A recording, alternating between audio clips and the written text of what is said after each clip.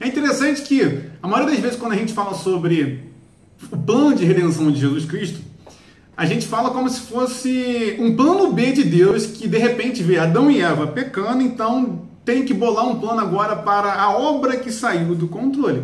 Mas isso é um absurdo, uma vez que Deus não muda, seu plano também não é mutável. Logo, a gente chega a uma conclusão óbvia, de que tudo sempre esteve na vontade de Deus.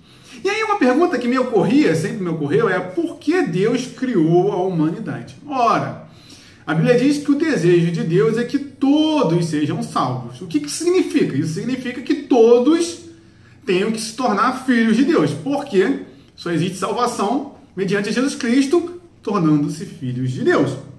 Então, quando Deus cria a humanidade, Deus tinha um propósito. Qual era? Que a humanidade se tornasse filha de Deus.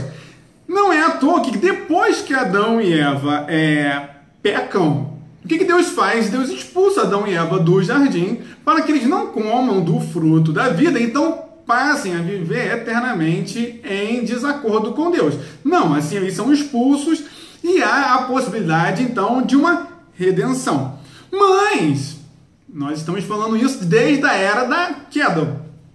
A grande questão é, e antes da queda? E aí a pergunta que nos impõe é, Adão e Eva, antes de pecarem, eles eram filhos de Deus?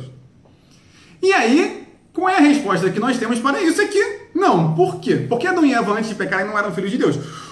Porque a Bíblia é clara em dizer que todos quantos o receberam, deu-lhes o poder de serem feitos filhos de Deus. Ora, para você ser filho de Deus, existe um pré-requisito que é receber a Jesus Cristo. O que não aconteceu com Adão e Eva.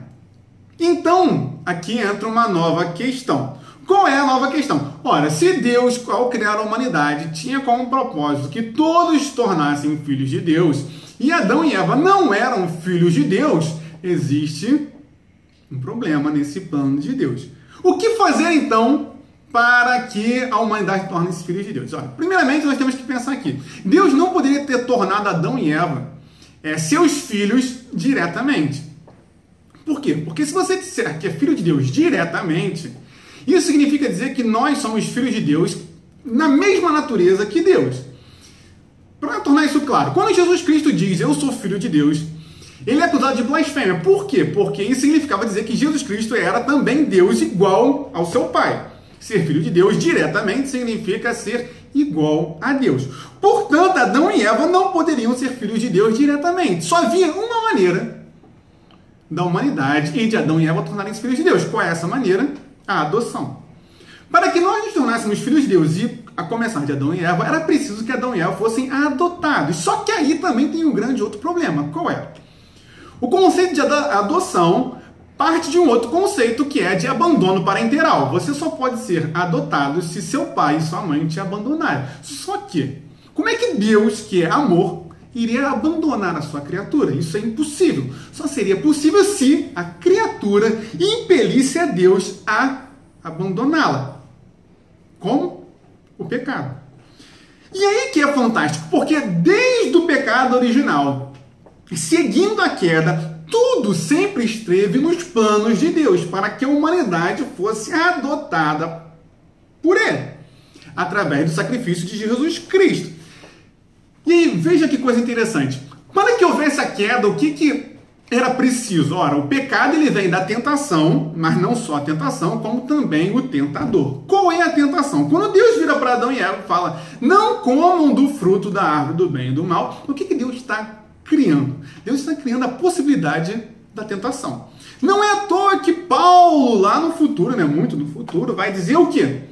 Que o pecado, tomando o mandamento, o deformou para tornar-se pecado. Basicamente, Paulo diz que se Deus não tivesse dito não cobiçarás, eu não teria conhecido a cobiça. E foi isso que Deus fez. Mas não bastava Deus dar a ordem. Olha só, Adão e Eva, não comam do fruto. Era preciso que alguém viesse e tentasse Adão e Eva. E aí que entra quem? O tentador, que nada mais é do que a serpente. Isso é algo muito interessante. Como é que no jardim de Deus, que era o paraíso, Deus permitiu a serpente entrar? Por quê? Porque tudo sempre esteve no plano de Deus, de que Ele dá um mandamento e permite que o tentador entre no jardim para então usar esse mandamento como tentação e fazer a humanidade cair. Só que se a gente voltar um pouquinho, da onde vem o tentador? O tentador vem da rebelião no céu de Lúcifer. O que significa? Que desde a rebelião, passando pela queda, passando por tudo, desde o princípio, sempre esteve no plano de Deus. Lúcifer, quando se rebelou, Lúcifer não surpreendeu a Deus. Pelo contrário, Lúcifer estava agindo dentro do propósito maior de Deus para a humanidade. Qual era? Que a humanidade sim caísse para então poder ser o quê? Adotada pelo sacrifício de Jesus Cristo. E isso é fantástico. De que todas as coisas, desde o começo até o fim, estão segundo a vontade de Jesus Cristo. Nada, nunca, em nenhum momento, saiu do plano de Deus. Nunca houve um plano B. Nem no dilúvio, nem no Jardim do Éden. Nunca houve um plano B. Sempre tudo esteve na vontade soberana de Jesus Cristo. E isso é fantástico.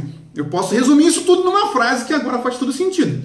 De que Deus criou a humanidade para a queda, sim, mas não para que a humanidade continuasse caída. Pelo contrário, mas para que a humanidade fosse adotada pelo sacrifício de Jesus Cristo. É por isso que a palavra do Senhor diz que aonde abundou o pecado, superabundou a graça de Deus. Todo o plano de Deus, desde a rebelião de Lúcifer até o mandamento de não comer da árvore do bem e do mal, a permissão da serpente entrar no jardim, a queda, a expulsão do homem, sempre foi para demonstrar a superabundante graça de Deus que se manifesta no sacrifício de Jesus Cristo, que nos adota. Então, o plano de Deus é completado, quando agora nós, eu e você, podemos ser feitos filhos de Deus. Tudo sempre esteve no plano de Deus, para que nós nos tornássemos seus filhos. Pois todos quantos o receberam, deu-lhes o poder de serem feitos filhos de Deus.